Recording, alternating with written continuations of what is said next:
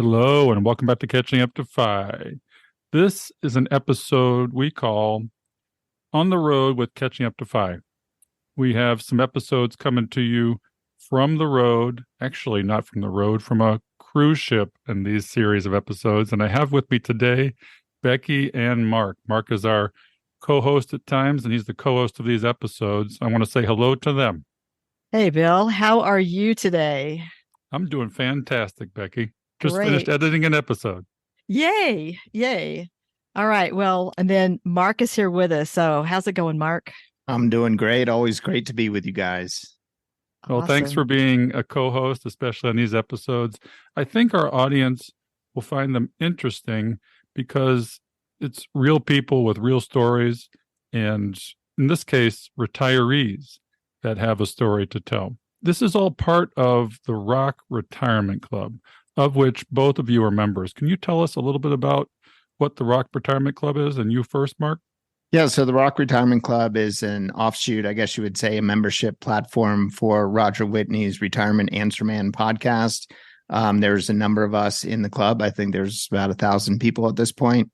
And basically, it's people that are just prior to retirement to, say, 5 years. So kind of that 10-year window before and after retirement, people trying to figure out, how they're going to transition from a working life to a retired life.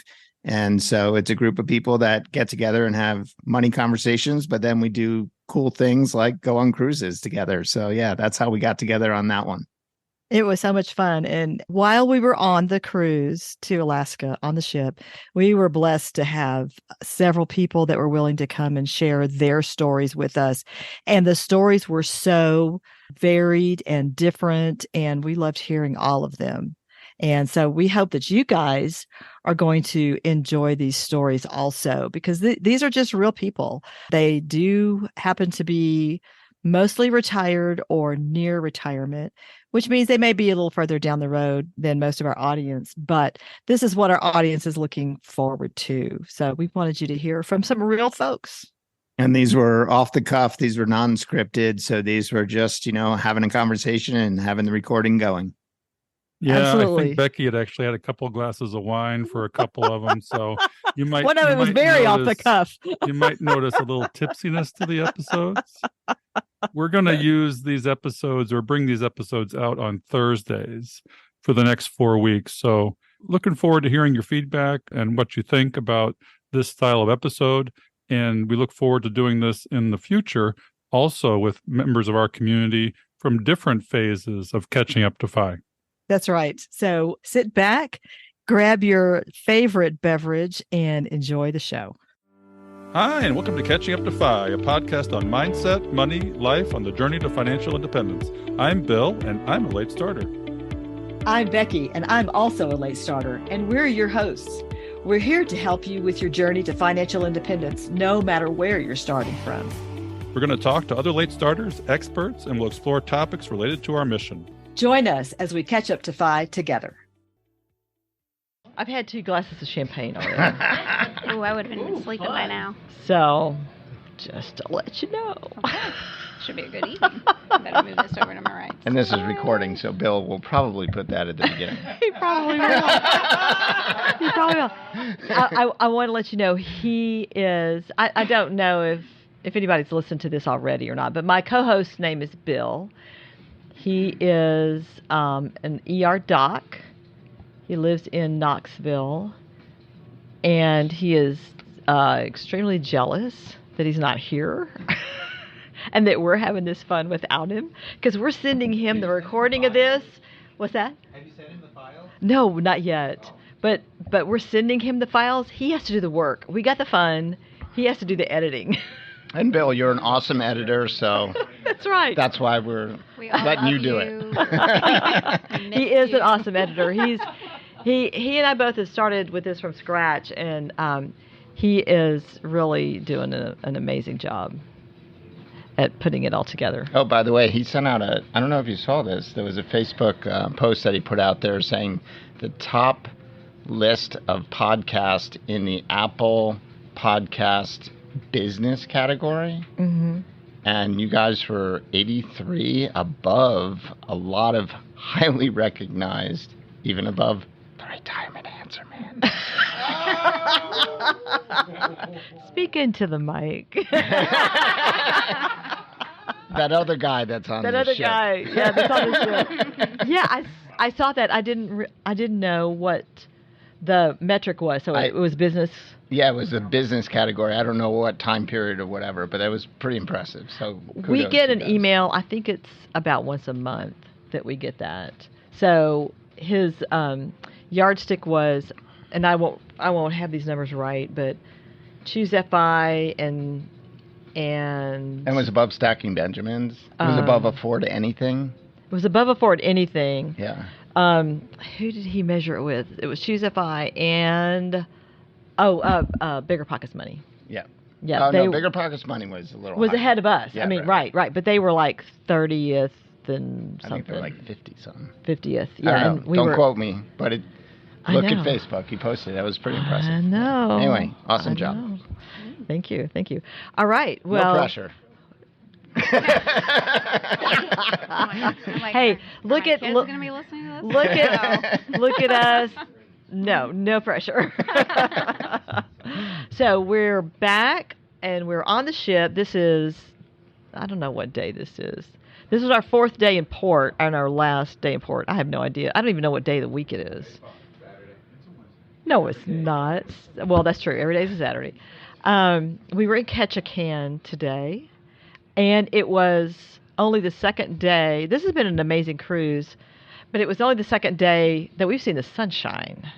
I didn't know Alaska was so foggy and cloudy. And we've even got an Alaska native in the room today. Yeah, he's looking around like, who? So is it normally cloudy and foggy like this, like it's been? So but today, I mean, 70 degrees, was out by the pool just before this recording, getting a tan. My daughter was telling me I was getting burned and had to put a shirt on. So she's. Well, that's a good point. You probably didn't hear that comment. Oh, anyway, so we're having a great time. We have one day left tomorrow, one whole day left, which is a day at sea.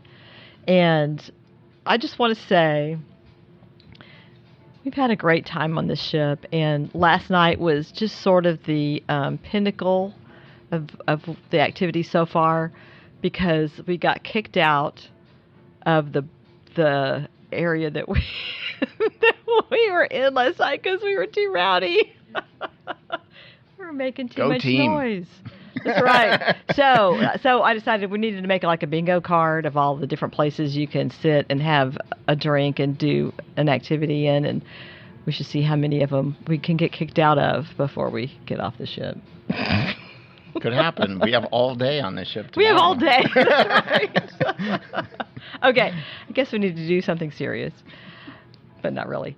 All right, so we have another guest with us today, and this is going to be our first female guest while we've been on the ship, so thank you for coming on with us. So if you're okay with it, tell us your name and where you're from and a little bit about you. Sure. My name is Stacey Annan, and I was originally from Missouri and moved to Florida about 2 years ago. And what was the last question? Just tell us a little bit about you. Oh, yeah. So I call it pre-tired. I retired from corporate a couple of years ago. Decided that it was enough of a corporate job for me, and wanted to experience other things in life. My father at the time was having a couple of health issues, and I wanted to make sure that I was available, and my work style is not conducive to that. So it runs in the family that we are just a little bit too much of a deep dive. We'll work crazy hours, blah, blah, blah. So I went ahead and chose to go ahead and retire. And then now I am doing volunteering. I'm able to do a little bit of a part-time job, and I'm crazy busy with other stuff that makes life fun and interesting. And I'm totally psyched about this trip because it was on my bucket list. And I saw pictures from a girlfriend last year that were just absolutely stunning. And then 2 weeks after that, I found out that we were going on this cruise, and here I am. I said, I'm in. Now, you said pre-tired, but you sound like you're retired. So what is the difference between your definition of pre-tired and retired? Yeah, that's a good question, because for me, retired means that you're not needing to do, you're choosing not to do anything, quote unquote, work-wise. So, the saying of work for free, work for me. I forget what the last one is, but it was one of those, the volunteering job is actually kind of like a full-time job. It can be. So try not to get sunk into that too heavily. And at some point I'll back away from that to really be free, schedule-wise, to do anything I want. So right now I have to kind of juggle my schedule with some of the commitments I've made. So what was your career when you pre-tired? Yeah, so I was, I'll call it finance for IT, portfolio management, did a business case analysis, help people develop their business cases to pitch a purchase or a development of a software product within our industries. So was that typically a 40-hour-a-week job, or was that one of those 50 to 60 hours? I've never worked a 40-hour work week in my life, so yeah. Yeah, I understand. What is that? So more than 40 is what you're saying. Oh, yeah. Okay. And some of that is just by nature, but yes. Okay. So what is your volunteering now? Yeah, so the volunteering, so I work for free for my local HOA, which is a homeowners association. I'm a director on the board there. That means any complaints or any ideas or looking for things to make improvements to the local community. And then the other volunteer job that I do is I work for a performing arts center, which has 2 or 3 theaters. And I go ahead and spend time being an usher or taking tickets or helping people find the restrooms. It's really it's an enjoyable job, and I get the opportunity. You get to see free shows. Right, yes.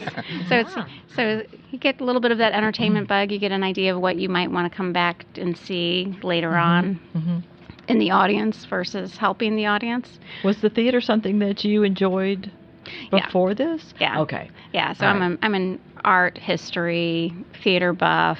I like to scuba dive. I'm pretty much up for anything except for jumping off a bridge. So I don't really like the bungee jumping things. Yeah, no. Yeah. You wouldn't find me doing that either.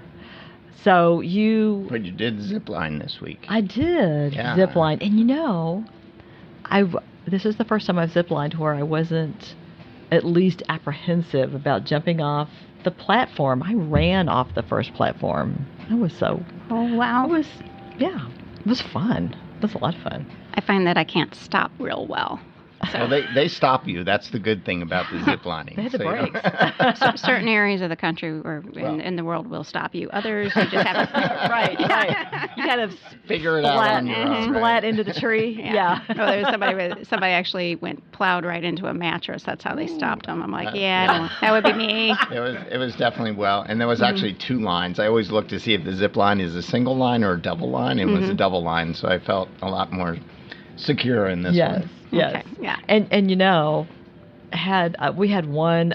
They were like 11. Yeah, 11 zip lines. Yeah. One of them was very long. I wish it had been closer to the end because I had mustered up enough guts to turn myself upside down, except the ones at the end weren't long enough. Oh. So I was like, man. So I told Brianna, she was on the bus for the next tour, and I was like, Brianna, 2 words. Actually, it's 3 words. Go upside down. There you go. And she did. It was awesome. So you took something that you loved anyway and turned it into not something for an income, but just something that you enjoyed, that gave you some purpose, gave you something to look forward to. Right. That's great. Mm-hmm. And so what what does your life, beyond working at the theater, what does your life look like right now? Oh, so for those that know me, I've been going through a 2-year process to do an addition. So I have some construction going on. Addition on your home? Yes, addition on the house. Yes, thanks for clarifying. And it's amazing how long things can take to do things like that. So, and this is on a new home after you retired, if I am correct. Yes. So you when I moved, decided to do it all at once. Yes. I'm like, get it done, because I like to get things done and then move on. And there's a lot more stuff that I want to do. Mm-hmm. So this construction endeavor takes quite a bit of time, because you have to make sure that you know what's going on. You have to help pull things out, work through contracts. So that does take a significant amount of time. And then I've picked up a few new hobbies, things that were on my bucket list besides this trip. And that includes, getting back into yoga, being able to take walks on the beach, being able to work with some crafts here and there, and then a lot more free time to do some reading, and then just making sure that the family's okay. So, yeah. So remind me, how long did you say you had been pre-tired or retired? About 2 years. 2 years, okay. Actually, so I just had my, during this trip, I had my 2nd year anniversary. Yeah. Yay! So tell me, did you have, like, what your life looks like right now? Did you have all that laid out before you stopped your job? Or has it been more of a process of, I'm going to try this and see how it works, and then if it doesn't work, I'll try something else? Or how has that journey been for you? I am definitely a planner, as I think a lot of people that I know that enjoy early retirement are planners. Mm-hmm. So I had started really getting serious about thinking about, well, what does this look like? When can I? When should I? When will it be too much money? So things that I know I would never use up. And I went through the numbers exercise. I think everybody does the numbers exercise a lot. And then I also took time to thoughtfully think about my bucket list and try to have experiences for me, experiences with family and friends. And then, do I want to leave a little bit of a legacy? What does that look like? What if I have to take care of my father? What does that look like? What if I live to be 105 versus target of 95, 96 or sooner? Right, right. And what does that take to do the go-go years, transition into slow-go, and then finally the no-go? So a lot of reviewing, crunching, building out what the next 3 years look like, the next 5 years look like, the next 10 years, for things that to make my life complete. And then also knowing that, hey, I'm going to learn some things along the way.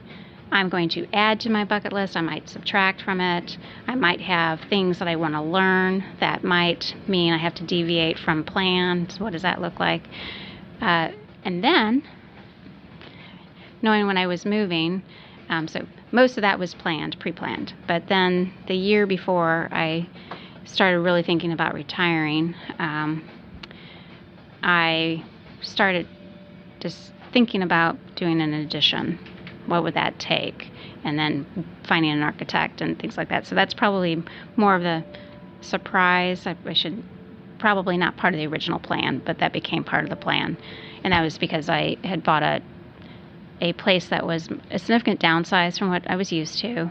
And I wanted to make sure I had room for family and friends to come, and also have enough place for storage for where I was living. So now, you mentioned downsizing, and we've talked to a couple other people here that have done something like that. Mm-hmm. Did you find that there was a major improvement, or potentially not an improvement, in changing your location and changing your size of your home, because we talked about that as being one of the big rocks that people in the Catching Up to 5 community can potentially use as a lever to help them, start saving more and so forth. And I think it's very interesting to hear from people who have done that and walked that walk. And what was that experience like? And was it a good experience, a bad experience, or can you expand on that maybe a little bit? Yeah, so I'll say for anyone thinking about downsizing, you need to do it in stages. I don't think you might be able to successfully reduce by 50%, but it's hard. And it's hard for many reasons. Ideally, I would love to just have a 2-bedroom, 2-bath, and that be done. But there's a larger family, and then where I'm at, there's not a basement.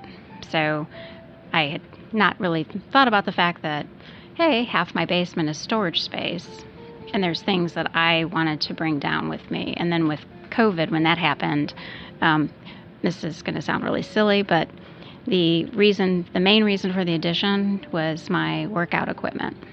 So well, health is important. Yeah. So yeah. I wanted my treadmill, so therefore there's a new room being built on the house. Yeah. So, Stacey, did you move? You said you live in Florida. Mm-hmm, yes. And where did you move from? From Missouri. Okay. Yeah. So the other things to think about is if you're going to do a fairly long distance move, really it's thoughtfully getting rid of stuff, working through everything from the kitchen to your linen closets, and severely reducing and donating. So I did a lot of donations for like the animal shelters for towels and blankets and things like that. And then coming down, I like to cook, so that was tough for me because I probably had 3 of everything, So that was trying to selectively reduce and doing it thoughtfully and thinking that are there things I'm going to use a lot, or am I going to have to not use that anymore? Like entertaining. I used to host a lot of parties. I still host, but it's just a different challenge knowing that I don't have the chafing dishes and all the things I used to have, that I could set things and leave and go and enjoy the company. The other part of that is, I know people talk about pictures, family mementos. You find out that friends and family may not want items that you thought that they might. So you have to be remembering that it's just a thing. Take a picture of it on your phone and have it in the cloud. Don't worry about having the material item. But I still have some photo albums that I just wanted to bring. So there's things that I probably should just have out in the cloud, but I've chosen to keep as the pictures because it's a memory thing for me. Mm-hmm. And do you have children, adult children? Yes, I have 2. Okay. And they're up in the Missouri area. Okay. Mm-hmm. So I know this was an issue for us when we moved from Texas to Colorado. We definitely did not need as big of a house as we had in Texas, but I still wanted to have space for my kids to come and could stay at my house when they came to visit, because nobody lives in the town that we live in now. So when they come to visit, it's an overnight visit for sure. And it was tough because we moved into a 3-bedroom home, which is rare for all of our adult children and their kids to be with us at once. But when they are, on the rare occasion that they are, our house isn't big enough. Yeah. And that was an issue for me. That bothered me. But it didn't make sense for me to have a 4-bedroom home that sat there half empty the majority of the time. So we figured out a way to deal with it when they were all there, but it happens so seldom that it's not an issue most of the time. So was that something that you thought about when you were looking at a new house, or? It was. And I'd say that willingness to be on an air mattress is okay up to a certain point, but it also means a shorter visit. And sometimes that's a good thing. Correct. If it's a shorter visit. Yes. Yeah. I always think about that because I have not a large house, but a large enough house that I get a lot of guests, and sometimes, and I've thought about downsizing after my wife passed away, and do I really need all the space that I have? But my daughter's convinced me to so far keep the house. But that's one of the things I'm also thinking about is, should I or will I move to a smaller house, and if I do, where will it be? And that gets me to another question about, I think you're going through this retirement journey, as an individual, as am I. Do you find that, if we can talk about that a little bit as far as how do you navigate this retirement as an individual? Are you finding anything is more challenging than if you had someone else to bounce ideas off of, or how about we have a discussion about that a little bit? Yeah, so I've been fortunate on never panicking. So when the market goes up or it goes down, I don't get overly excited about it. But it is having another individual to bounce ideas off of for how do you build your bucket strategy, what's your cash flow need to look like, thinking about taxes, thinking about healthcare, because I'm not at Medicare age. Those conversations, I leverage a financial advisor for that.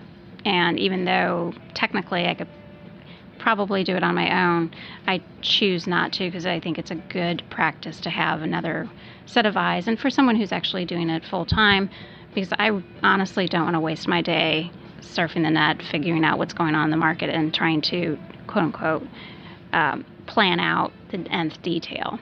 And have you had a financial advisor for a long time? And Yes, okay. I have, yeah. And I was curious, how did you find this or vet this person? Yeah, the partnership really started in my early 30s. So I had enough background to feel comfortable doing the start out on my own, and then my father and relatives all were pretty mindful about making comments about pay yourself first, then pay the government. We've heard that this entire trip, Yeah, right? we have. Pay yourself first. I Wow. love that. My grandmother told me that. She also told me to play the field when I was 16, but that's a different story. So I won't get into playing the field, but was there a particular conversation about pay yourself? Was it just pay yourself first, or was there some parameters around that she was suggesting? It wasn't it was basically try to start out small, add incrementally, but make sure you're always putting money aside. I did not hear advice on later term on how you transition from being a saver to a spender, basically. And I still would say that, and the family is still not that great about spending. They're savers by nature. But it was instilled. I mean, you might not remember this, everybody that listens, but my first savings account, I literally remember bringing a passbook. So think about your passports. You had a passbook that you would go to the bank with, and you would get your $10 or your $5 for birthday, and we would go and we would deposit it in the bank. So it was always reinforced to save. And even doing small jobs as a child, I was brought up with, oh, okay, well, you received $10. Okay, we're going to put 50% of that in the bank, and you have to tithe some of that, and then the rest of that is for you to go and buy your bubble gum or whatever you were saving up for. And do you find it challenging to be more of a spender, or are you finding that savings habit is continuing for you these days? It's I still put money away, but I'm doing it for specific things. So, like what? And Bill will love this because he has all kinds. The sinking fund. The sinking funds, yes. Air The quotes, famous sinking sinking fund fund. episode. Sorry. Let's Bill hear about and the your 15 sinking funds. I don't have that many. But I have, I put away, okay, here's what my general living life costs and with some unexpected events. But if I have things on my 3-year list and I want to bring one up, I still am not comfortable just going out and doing that spend. I do the spend that I'm expecting to, the larger spend items or the travel or the trips that might come up. But for instance, this year with the home construction, I wasn't going to do the guest bath renovation until next year, the year after. But I'm doing some side jobs for my sister-in-law, and so I'm using that money to pay for it. So it's nothing major, but yeah. So I just want to touch on this side job thing. So because this is another thing that I think Roger brought up and that might be beneficial for people in your audience, is that you don't have to turn the switch completely off and retire to no income. Right. So is that something you've done at a choice or actively pursued that? Like you sought those, or it just kind of came your way and say, hey, I'll do that? It just came my way. I get bored very easily. So while I was waiting for the permits and everything else for this construction work, I knew that I'm going to do some things here and there, but my goal would be no more than 10 to 15 hours per week, to be honest. Is this in line with what your prior work history was? So in other words, you're leveraging, or is it just something completely different? Completely different. Okay. I really want to, I jokingly tell the family that there's a place called Twisty Treat. It's an ice cream shop. And I want to actually work through the drive-through for that. But I only want to work there long enough that I try all 30 flavors. I love it. I love it. So you're exercising what Roger would call being agile. Mm-hmm. That, and like you said, Mark, it doesn't have to be a binary choice of I'm working or I'm fully retired. There's a lot of area in between those. Yes, and I can see myself doing other things. Even if I wanted to try to do something that required a 40-hour work week for, a project work, maybe. I'm not saying no to it, but I'm not doing it because I have to. I want to be able to do it because I want to.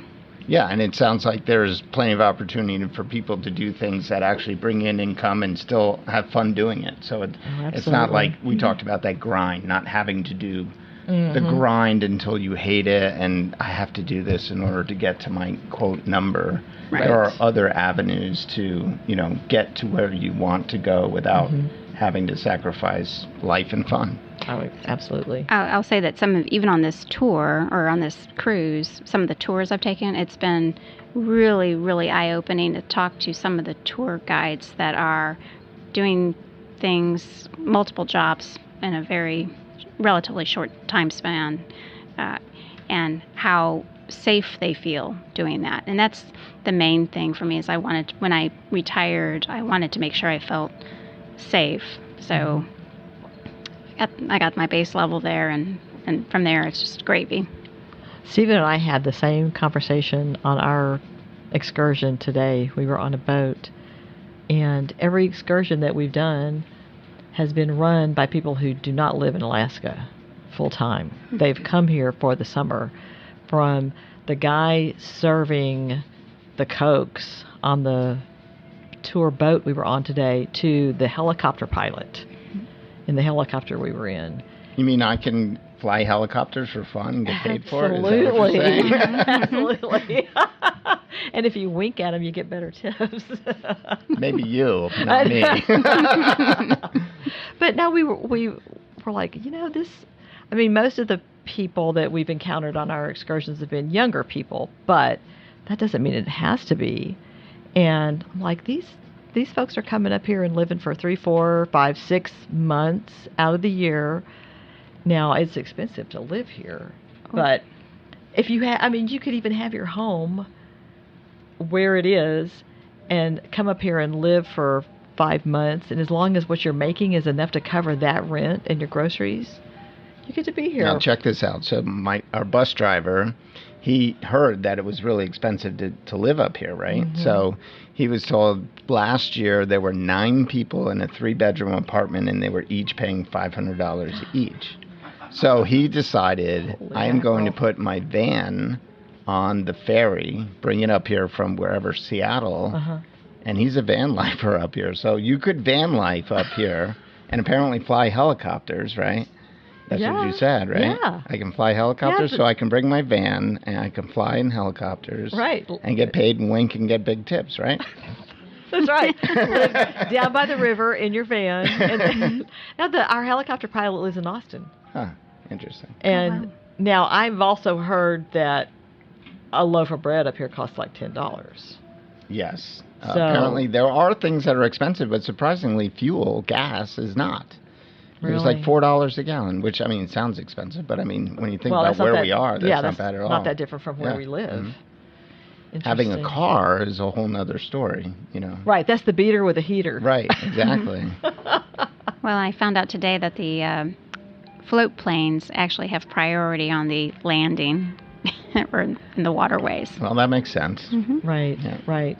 And if you're looking to be able to be up here and have a room, I would suggest working for the National Park System. Oh, that would work. And you can live in a little dorm with a tiny bed and whatever, but it's $10 a day. Well, yeah, that's not too bad, I guess. $300 a month. Yeah. Or depending on the number of days in the month. And they feed you. True. Oh, true. well, that's the ticket. I mean, and that's like, I know a lot of people, well, not a lot. I know of people who are camp, what do you call them? Campground hosts. Campground hosts, yeah. Right. And they get to camp for free, I'm assuming, for the summer. I mean, the campgrounds around us. That is a tough job, though. I've read about that. Is it? It's kind of not the greatest job. Oh, okay. I wouldn't recommend that. Really? Going with helicopter pilot. Oh, yeah. Although that does require a skill set that most of us don't have. I might have to learn something. Oh, but, today we were on a hovercraft. Kind of like flying a helicopter, but it's like doesn't get off the water much. So we should have been on that one. If I screw up, it won't be too bad. We should have been on that one. We had the 5-hour boat ride that went forever. Well, the hovercraft was very cool. Yeah. I think y'all probably went a little faster than we did. Oh, okay. Well, it was fun. Yeah. Got to feed eagles too. Oh, that's amazing. Yeah. We did see eagles. We saw an eagle's nest today. I finally saw an eagle's nest, and it was, the big machines that will plant a tree, like a real tree, how they cut it out of the ground in that big scoop thing and then carry it. That eagle's nest was probably the size. We were on a kayaking tour the other day, and we heard that the eagles have one nest for their life, and they continue to build it, and they can weigh up to, 2,000 pounds? The nest? Yes. Wow. Once it's like completely built. Wow. But yeah. And eagles mate for life. Yeah. Oh, so this was a great joke. And Brian is going to have to tell me. She's laughing. So I can see it. If the female of the pair dies, the male will starve themselves to death. If the male dies, the female will start starving and realize that she's being dramatic and then go get another partner. Awesome. And then the other thing I thought was interesting, I love that. here's a reason not to have many children if you're eagles. Replacement. Check. So they will feed the first baby, the oldest baby, the first one that was born, until it is fully full. Then the second baby gets to eat. And if there's enough, then that's fine. The third one typically dies because they never get to eat. No Is that way. wacky? Yeah, crazy. It is wacky. So how many eggs usually hatch? Well, it sounds like from maybe a pair? you get 2, but if you're number 3 or if you're a twin, and You're SOL. not too good. Okay. So, Or a triplet. if you how get do you know? reincarnated, be careful about that. That's, Coming back as an eagle. That's brutal. And certainly don't come back as a male eagle, apparently. And I've heard twice that the females are larger than the males. Yes. So it could be a smackdown. Very interesting. Lots of knowledge. Yeah. Oh, no, interesting. Okay. We need to talk Sorry, about we got something off serious. track. No, that's okay. That is totally okay. I love that. Okay, I have no idea where we were. What were we talking about? Well, just a journey, I guess. Yeah. So, and about being single, you were wanting to touch upon Yeah. that. So, I know for me, it is a little bit of a challenge because you're trying to plan for yourself at this point, and in many cases, I think about things such as who's going to take care of me when I get older, or if my faculties eventually, fade, who's going to be my backup and things like that. Is there anything, have you thought about that in any way? And if so, give me any tips on what to do in that respect. So I had the opportunity to visit the homes that you can move into and downsize into, basically a 2-room place, and they cook the meals for you and all that. I actually wanted to sign up for that a lot earlier than the age limit. I was like, turn me in. I'll get in there at 49, though it would be hard to get rid of all the stuff. But so that is definitely a consideration. So I actually have that built into my plan that I would sell the house I have now and move into one of those residence units. And then those facilities tend to have the additional care that may or may not be needed. And of course, I would call that your slow go and then no go situation. Stacey, would you just describe for us real quick? I don't remember that we've talked. I think I've talked on this show about go, slow go, and no go, but I don't think it's been defined. Can you just describe that for us? Yeah, I'm not sure I'll be the best, but I'll try. So the go years, in my view, are the years where you can just get up and go see, go learn. You're physically, mentally, and financially capable of doing anything that you want at that point, within reason. The slow go years is when you're not quite willing to go on a trip as quickly as you used to, or if you're going for either just once or twice a year or a very short period of time, and that you tend to stay more close to the home region. Then the transition to the no-go years are where you're basically comfortable just being at home almost all day long, or if you're going out, it's a major event to go to the grocery store or to the doctor's. You may still have all your faculties about you, but you just desire not to maybe drive at night. You're not that interested in going out to eat, or you might go out to eat, but it's going to be the early bird special, and that'll be about it. There's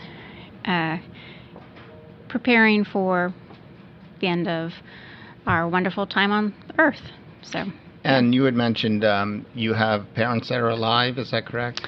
Yeah, so I have one parent that's still alive. And are you having to care for him or her? I don't know if it's your father or mother. Yeah, so it's my father, and he is still independent. There's things that he's definitely moving into the slow go years. So he is able to cook for himself. He's able to make it to the doctors. He doesn't drive at night anymore, or very seldom. But he's mentally and physically able to do most things. And then I just make sure that I'm there, or that I can help assist with finding people that can help him with some of the larger events. So if you need like a roof repair, or we're doing some renovation in his house to make it a little bit safer as he ages too. And that's in process also. And is that the reason you moved to Florida, to be closer to him, if he's there? I don't know. No. He's actually still back in Missouri, but okay, so you went to Florida, so your children would have to take over that responsibility, right? No. Oh, okay. I thought maybe there was a plan. No. No, the plan is to be able to go back and forth. So, like, his house is conducive for me to be able to stay there and be independent from him, or not be on top of him hovering too much when I get on his nerves. So. And are you finding it to be a challenge financially or a time commitment to do that, to help him out, or is he able to? Because I know a lot of people that are, especially people that may not have saved enough for themselves, find it challenging that they also may have to pay for an aging parent or, something to that degree. No, I'm actually very fortunate that, in fact, it's me trying to push him to actually spend. Oh, okay. Great. So, we've already mapped out how he wants to donate everything, so we're good. But he is... but is he willing to spend on himself for his own benefit? That is the struggle. He does go to the doctor. He isn't, so like lawn care, I'd like for someone else to do that. He still wants to do it. So I can only fight to a certain extent with him on that. I shouldn't say the word fight, but the discussions are not always easy. And what is his age? He's only 82. Okay. But he's outlived all of his siblings, so yeah. But he's healthy. And that's circling back to the go, slow go, and no go. Mm-hmm. That's something that has become really sort of front of mind for Stephen and I. Is you don't know. I mean, people can say, well, your go years are probably going to last until X. Pick a number, 75 or whatever it is, and then maybe slow go is 75 to 85, but nobody knows that.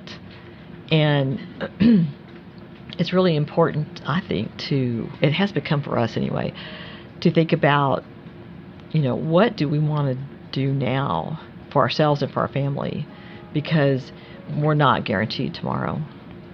Right. And so and now our go years might last a very long time, and we need to be cognizant of that also, and not spend everything tomorrow. But yeah, it's sort of a balancing act, because you don't know what the future's going to look like. Right. Yeah, and it's such a hard balance too, because I think you find people on both extremes, right? I think many people land on the extreme of not spending enough because they're so concerned about that future time, but then you turn back many years later and say, boy, I wish I could have spent more. I wish there was an easy button for that. And maybe in some future episodes we can talk about some ways that can be addressed. But that is certainly the challenge for sure, is, how do you spend today without sacrificing tomorrow too much? Exactly. Yeah. So what do you mind if we ask what kind of a financial transition that was when... I'm assuming you lost your husband? Yes. So it wasn't. It was an adjustment. Really, the main thing when I lost my husband, the main thing that went down was the grocery bill. So, because we would have all the family over all the time and helping and stuff. So that was a major financial adjustment, and then also having to figure out the insurance process. The company I worked for actually had a counselor come in to help me work through, here's everything that you need to be thinking about. So that was a great service, from assessing the house at that time frame to know what your new appraised value is for whenever I did eventually sell. Well, I'm glad you mentioned that, because a lot of people don't know that. I had to do the same thing, where you get the valuation, and it depends on the state you're in, but you get a step up in basis for, in my state, it was my wife's half. So when I sell it, that half got stepped up to the valuation on the day of death. And then my half is the original half. So a lot of people aren't aware of that, but there is a step up in basis. So from a tax standpoint, there is somewhat of a benefit there. Now, did you sell that house eventually, or that's the house that you sold? That's the house right? I sold when I came down. So that was helpful. The other part was the healthcare adjustments, trying to figure out what makes sense for me and the family, and then also what contribution rates to even our 529 plans. Okay, well, on a dual income, we could afford to do both kids to the maximum every year, and I had to adjust that to do well, let me crunch the numbers and see what I can afford to do towards the contributions. So your children were young at the time? Yeah. There was one was in high school and the other one was in grade school. So that was an adjustment. And it's a major adjustment, and that was similar with my daughter too. Well, she was in college at the time, but it's not just a financial adjustment, but it's an emotional and mental adjustment too. It's very difficult. So it is. There's the grief period. I told people that the first year was hard, but the second year was actually harder for me.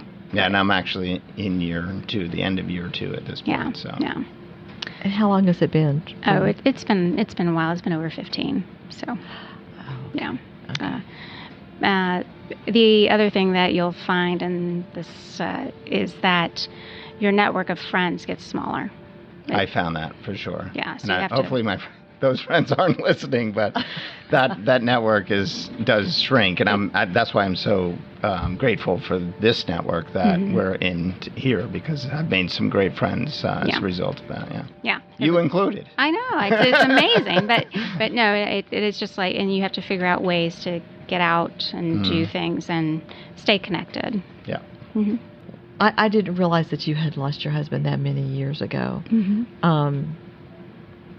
So was there anything else that was just a struggle that you had to work through? I mean, I can't imagine both dating both of sucks. y'all have experienced that, and I haven't lost loved ones, but not my spouse.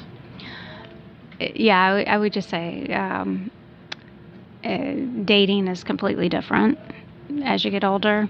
Mm-hmm. I think it's more difficult because you're in your you've grown into what you like and what you become. Sure. You're not really, really early in life. You're still wanting to change. You change a lot during your 20s, trying to adjust, and then as you get older, you're less tolerant for the changes. You have your way of doing things. Sure. So that's something that's an interesting process. From the late starter, from a savings perspective, I guess, and this is what I tell the children. I mean, it's do not put away as much as you can, and baby step up every time that you can. So if there's a raise that comes by, and you don't need to live that way, just go ahead and put that entire raise into your savings plan. Don't chase after the shiny baubles. Go for safe and steady. It works. Absolutely. So was it hard to make the choice to retire since you were single at that point? Now, you'd been single for a while, obviously, right. Yeah. When you did that. So did that make it more scary or more concerning, or? There's, so if my husband had been alive, I would have felt more comfortable knowing that we had the 2 incomes to rely on. But also there's married couples that may have one spouse that works and one spouse that doesn't. Mm-hmm. So I'd say for that situation, as well as somebody that's single, it's just getting the comfort level of, do you have enough to care for yourself and your partner if they're not working. Trying to get through that, and knowing what your base needs are, and by base I mean not living on red beans and rice, but your base nice life.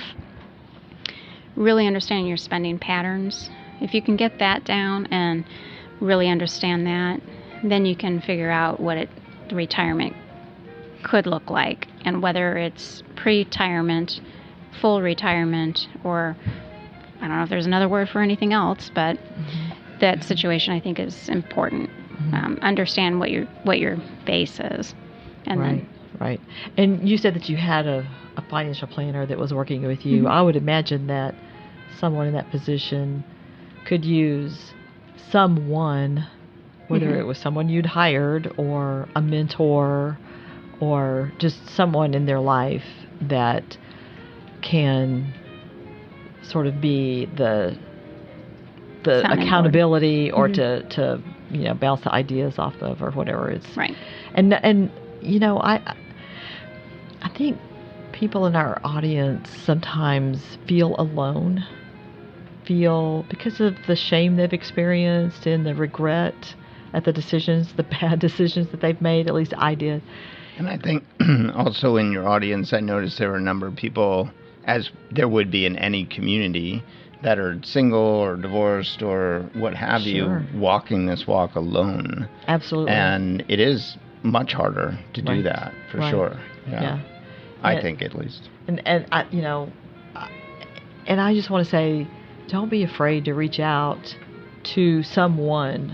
I mean, hopefully you would have a friend or a relative, and if not, then do the research to find a good financial advisor to help you go through that. Because I know when we were getting ready to retire, we had two of us, we were listening to lots of podcasts, looking at spreadsheets, and I still wanted that feeling of a safety net, just for someone else to look at it and say, yes, this makes sense. You're on the right road. Mm-hmm. And nobody knows the future. So none of us can say with 100% certainty that our plan's going to work, but there is a level of comfort.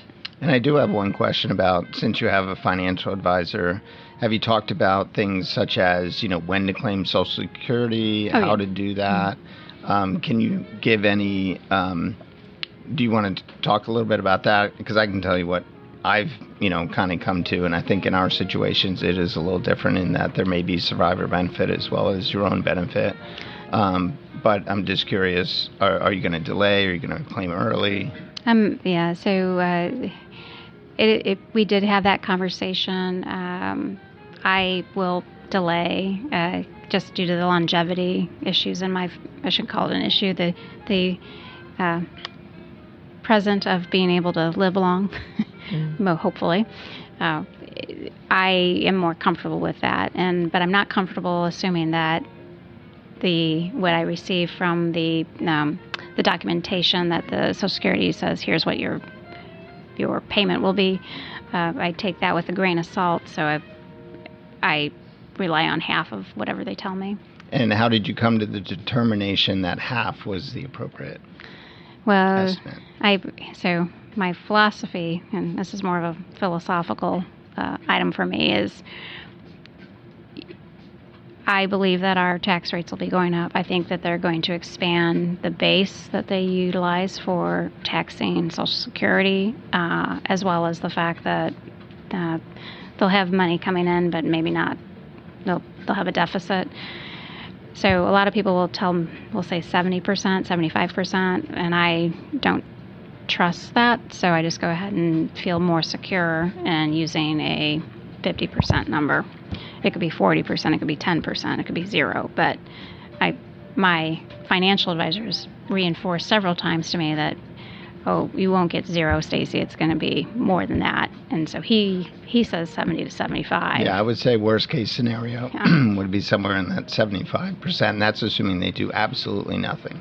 Yeah. So I think you're being conservative, but that's fine. Mm-hmm. Mm-hmm. Now, have you looked into survivor benefit because there's a benefit? Mm-hmm. Yeah. So I know in my case, for instance, I can claim a survivor benefit at age 60 and let my own retirement benefit continue to grow, because those are two separate and distinct things. So basically I can claim at age 60 on her record, even though it's less as claiming early, but because her income was less than mine and my benefit was larger, I can let mine grow all the way to age 70, but yet get the full survivor benefit from age 60 to 70. Mm-hmm. So if you haven't looked into that, that is certainly a big benefit for people in our situations. Mm-hmm.